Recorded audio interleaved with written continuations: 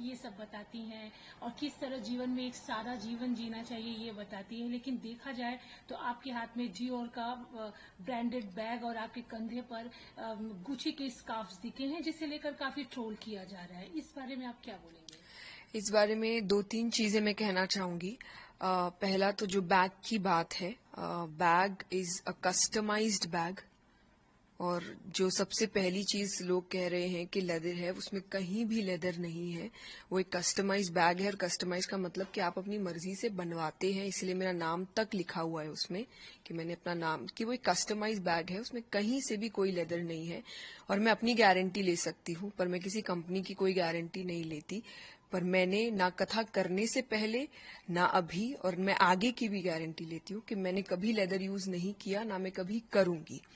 तो पहली ये चीज। दूसरी, आप ने जो बात कही कि मोह माया से दूर, तो जो सच में जिन्होंने मेरी कथा अटेंड की होगी, जिन्होंने कथा सुनी होगी, उनको अच्छे से पता है कि मैं ये बात कभी नहीं कहती। मैं हमेशा एक बात कहती हूँ, और मैं आपको वो वीडियो भी जरूर दूंगी जो आप इसके साथ अटैच कर दीजिएगा, कि मैं कथा में कहती हूँ कि मैं आपसे कभी नहीं कह रही कि आप पैसे मत कमाइए, अरे सब मोह माया है, सब त्याग दो। हमने नहीं त्यागा तो हम आपको कैसे बोले? So I have been very clear day one से कि पहला, मैं कोई संत, साधु, साध्वी नहीं हूं। मैं एक नॉर्मल लड़की हूं, नॉर्मल घर में रहती हूं, परिवार के साथ रहती हूं, आगे गृहस्थ जीवन पूर्ण रूप से जीना भी चाहती हूं। परिवार है, दोस्त है, रिश्तेदार है, जब खुशखबरी आती है तो हम सेलिब्रेट करते हैं, एंजॉय भी करते हैं, परिवार के साथ बाहर घूमने भी जाते हैं, यानी एक नॉर्मल लाइफ जीते हैं। और ये मैंने हमेशा से क्लियर रखा है। मैंने कभी नहीं बोला मैं साधु या संत साध्वी हूं, या मैंने वैराग्य ले लिया है, या किसी को लेना चाहिए। यहां तक कि मैं यूथ से कहती हूं कि आप मेहनत करिए, कमाइए, अपने आप को एक अच्छा जीवन दीजिए, अपने परिवार को अच्छा जीवन दीजिए, अपने सपने पूरे करिए। तो जिन्होंने सुना होगा उनको पता है कि मैंने ये बात बोली नहीं, तो शायद मेरा जीवन कोई शौक नहीं है। कह रहे इन्होंने ऐसा क्यों कहा, हमें तो त्यागने को कहती है। मैंने किसी को त्यागने को नहीं कहा। आप जैसे ऑलवेज देखा गया है कि अब मेटेरिज्म्स की बात करती है, लेकिन एक ब्रांड को यूज करना, अलग अलग ब्रांड को यूज करना, जो कि ट्रोलर्स भी आपने देखा ही होगा सोशल मीडिया पे किस तरह से बोल रहे हैं। तो क्या ऐसा है कि आप वाकई ही ब्रांड्स यूज करते हो? ब्रांड्स, कोई ब्रांड्स देख के यूज नहीं करता। आप कहीं जाते हैं, आपको कुछ पसंद आता है, आप वो खरीदना चाहते हैं। आप अगर आज कई यूथ को देखेंगे, कुछ कहते हैं अरे मुझे वो जूता खरीदना है, मुझे बड़ा पसंद आया था, मुझे ये कपड़ा खरीदना है, मुझे बड़ा पसंद आया था। अगेन आई विल से, मैंने जैसा कहा, मैं भी आप जैसी ही हूं कि अगर मैं कुछ काम कर रही हूँ और उसके बदले मुझे अगर कभी कोई चीज अच्छी लग जा रही है, हाँ मेरे कुछ प्रिंसिपल्स है, जिसमें से एक ये है कि मैं लेदर यूज नहीं करती, कभी नहीं किया, तो मेरे कोई सामान में है भी नहीं। लेकिन अगर मुझे कोई चीज पसंद आई है तो मैं उसको खरीदती हूँ। अगर मुझे लग रहा है कि मैं खरीद सकती हूँ तो मैं जरूर उसे, और मेरे लिए नहीं, अपने परिवार के लिए भी, अपने दोस्तों के लिए भी। अगेन आई विल से, जो मैंने आपको भी कहा कि मेहनत करिए, कमाइए, ताकि अपने परिवार को, अपने आसपास वालों को और खुद को एक अच्छा आरामदायक जीवन दे सके। लेकिन उसके साथ मेरा कनेक्शन हमेशा एक चीज से रहा, क्योंकि व्हाट आई हैव लर्न, जब गीता जी की भी हम बात करते हैं कि दुनिया का सबसे बड़ा आध्यात्मिक ज्ञान है भगवद गीता, पर दिया उस व्यक्ति को जा रहा है जो आगे जाके राजा बनेगा। भगवान ने अर्जुन से नहीं कहा था कि वो अपना ऐश्वर्य त्याग दे, वो जंगल चले जाए, वो वैराग्य ले ले। भगवान ने कहीं भी नहीं कहा। भगवान ने कहा अपना कर्म करते रहो। अब एक राजा है, क्या वो सोने के जेवर नहीं पहनते थे? क्या वो मुकुट नहीं पहनते थे? पर स्पिरिचुअलिटी, आध्यात्मिकता का असली अर्थ है कि आप चीजें खरीद सकते हैं, चीजें आपको ना खरीदे।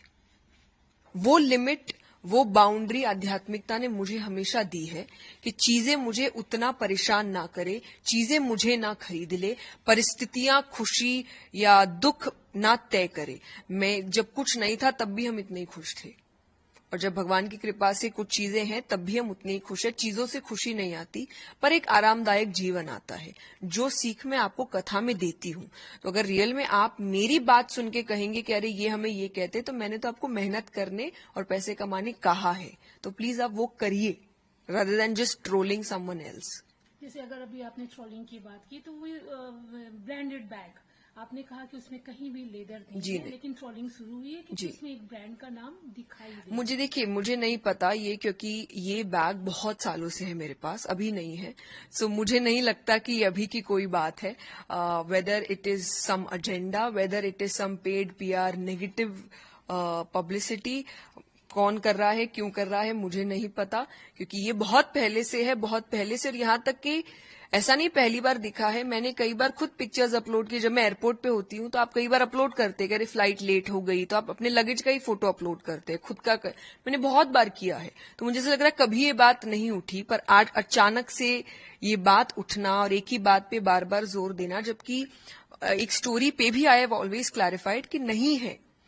लेकिन बस यही बात है कि ये वीडियो भी और वो स्टोरी भी सिर्फ उन लोगों के लिए है जो मुझे जानते हैं, जो मुझे पसंद करते हैं, जो शायद मुझ पे थोड़ा भरोसा करते हैं और जो शायद अभी मेरे बदले पे काफी बातें इंटरनेट पे कर भी रहे हैं।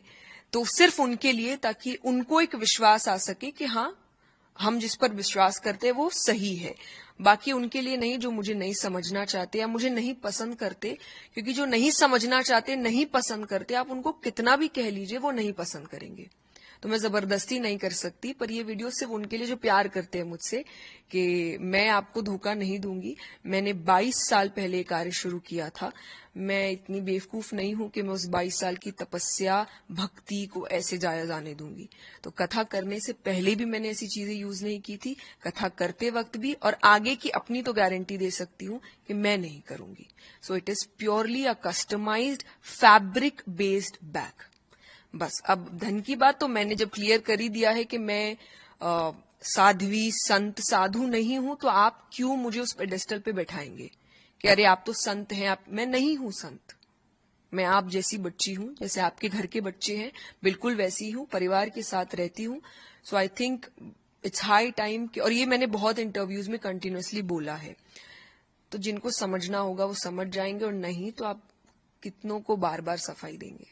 आपने कहा कि मंशा के तहत कोई टारगेट कर रहा है, इशारा क्या आपका किसी की तरफ है? कोई इशारा मुझे नहीं, क्योंकि मुझे ये बात इसलिए लग रही है क्योंकि अचानक कैसे जो चीज मेरे पास इतने समय से है, जो चीज सबको दिख रही है, लेकिन अचानक से उस चीज के ऊपर बात उठाना और क्लैरिफाई करने के बाद भी करते रहना, और ऐसे ऐसे पेजेस का इसको अपलोड करना जिनका शायद बहुत समय से, हमेशा से जो सनातनी है वो टारगेट में रहे हैं।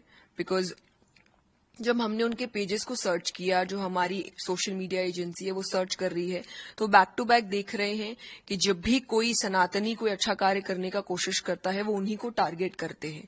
वो जानबूझ के ऐसी चीजें उठा के लाते हैं जो उनके काम से जुड़ी नहीं है, कि वो क्या बोलते हैं, वो कितने लोगों तक अपनी बात पहुंचाते हैं, भगवान की बात पहुंचाते हैं, वो उनका क्वेश्चनिंग नहीं है। पर पर्सनल लाइफ में क्या है वो ज्यादा उनका क्वेश्चनिंग होता है, और सिर्फ मेरा नहीं, जो भी सनातन धर्म को अच्छा काम करने की कोशिश कर रहे हैं।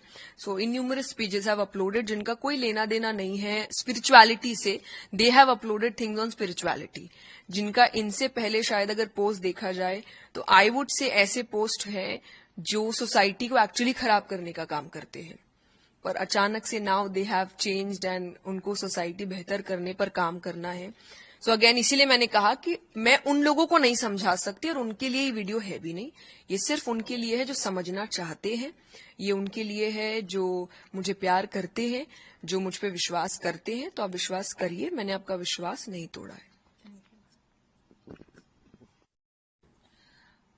अब मैम आपके लिए एक ये भी बोला जा रहा है कि आपने एयरपोर्ट रिलेटेड एक वीडियो था जो कि अपलोड करके फिर उसको डिलीट कर दिया। नहीं जी नहीं, मैंने पहली बात तो खुद डिलीट क्यों करूंगी, मैंने अपलोड ही नहीं किया था। तो हम चंडीगढ़ में थे, बीपराग जी ने, एक बहुत अच्छे कथाकार है इंद्रेश जी, उनकी कथा कराई थी और हमें निमंत्रण भेजा था कि हम भी उस कथा में एक हिस्सा बने, और मैं उसी कथा को सुनने के लिए गई हुई थी। और मैं वापस आ रही थी तो एयरपोर्ट पे कोई एक व्यक्ति खड़ा था जिसने वीडियो बनाया, आप देखेंगे भी अगर वीडियो में, तो मैंने उनको, वो मुझे नमस्ते शायद कर रहे थे, तो मैंने उनको स्माइल भी किया, और उन्होंने कहा मीडिया से है, तो मैंने इसलिए कोई क्वेश्चन नहीं किया और मैं चली गई। उन्होंने ही वो वीडियो अपलोड किया कि चंडीगढ़ में किशोरी जी आई हुई थी, एंड देन आई थिंक जो रिएक्शन हुआ या जो भी हुआ उसके बाद वो डर के मारे शायद उन्होंने कुछ डिलीट कर दिया होगा, और लोग कह रहे हैं कि मैंने पहले वीडियो अपलोड किया और मैंने डिलीट किया। तो अगर आप अगेन मेरे पेज पे जाएंगे तो मेरे पेज का एक ग्रिड है, एक थीम है, और वो थीम है, पहला पोस्ट कोट्स होते हैं, दूसरा मोटिवेशनल रील्स होती है, तीसरा कथा की रील्स होती है। मैं इसके अलावा और कुछ नहीं डालती। तो मैं ऐसी चीज कभी नहीं डालती, जो मैंने डाला नहीं मैं वो डिलीट क्यों करूंगी। तो आप अगर ये भी सोच रहे हैं कि ठीक है हम आपकी सारी बात मान जाते हैं लेकिन आपने डिलीट क्यों किया, तो ये मैंने वो वीडियो कभी अपलोड नहीं किया। आई डोंट नो वो कौन सा मीडिया हाउस है जो उस दिन एयरपोर्ट पे था, पर एक ही व्यक्ति था जिसने वो वीडियो बनाया था ये कह करके हम मीडिया से है, तो उन्होंने ही डाला और उन्होंने ही अपलोड किया, नहीं किया, डिलीट किया, आई हैव जीरो आइडिया, पर मैंने नहीं किया।